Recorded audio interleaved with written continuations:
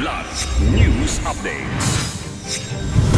Sa ating mga balita, Island Cove sa Kawit, Cavite ipinasara ng DILG. Pagbabalik bansa ni Mary Jane Veloso bukas, inaabangan na ng kanyang pamilya. Libo-libong sako ng smuggled na bigas kinumpiska ng customs sa Bulacan.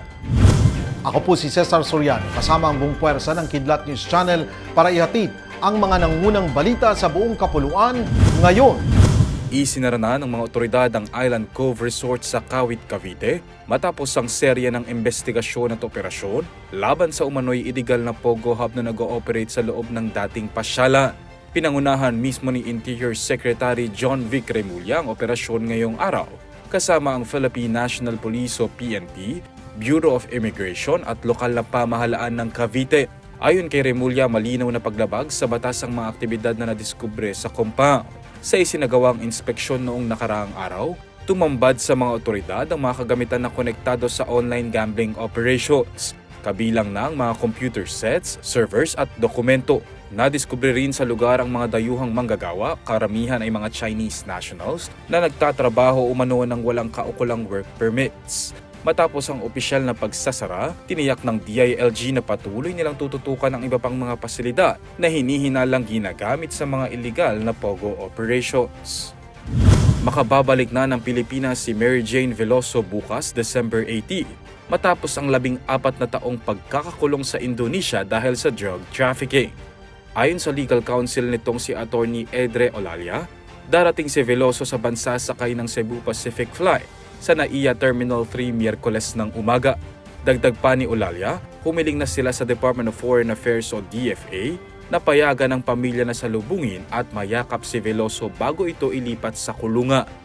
Samantala, nakahanda na ang pasilidad sa Correctional Institution for Women sa Mandaluyong City na paglilipatan ni Veloso, ayon kay Bureau of Corrections o Bucor Director General Gregorio Catapang Jr.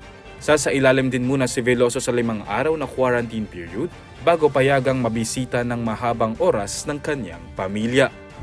Nadiskubre at nakumpiska ang libo-libong sako ng hinihinalang smuggled na bigas na itinago sa siyam na magkakahiwalay na warehouse matapos ang isinagawang operasyon ng Bureau of Customs o BOC sa San Ildefonso, Bulacan. Ayon sa BOC, isinagawa ang operasyon matapos makatanggap ng impormasyon na may nagaganap na smuggling ng bigas mula sa ibang bansa. Kasama ang mga ahente mula sa Customs Intelligence and Investigation Service o CIIS at Philippine National Police o PNP. Agad nilang sinalakay ang mga naturang pasilidad. Nakumpiska sa raid ang tinatayang libo-libong sako ng bigas na nagkakahalaga ng humigit kumulang 100 million pesos. Walang kaukulang dokumento ang mga sako ng bigas, indikasyon na ito ay smuggled at posibleng mula sa bansang Vietnam o Thailand.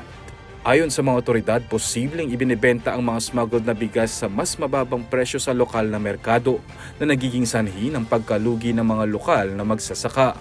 Bahagi ang naturang operasyon ng mas pinaigting na kampanya ng pamahalaan laban sa agri-smuggling. Sa bisa ng Republic Act 10845 o ang Anti-Agricultural Smuggling Act. Para sa Kidlat News Update, Renzo Lenon, nag-uula. At inyo pong natungayan ang mga headlines sa nakalipas na mga oras. Manatiling nakatutok para sa mga susunod na updates at breaking news. Ako po si Cesar Soriano, kasama nyo sa bawat pagputok ng balita.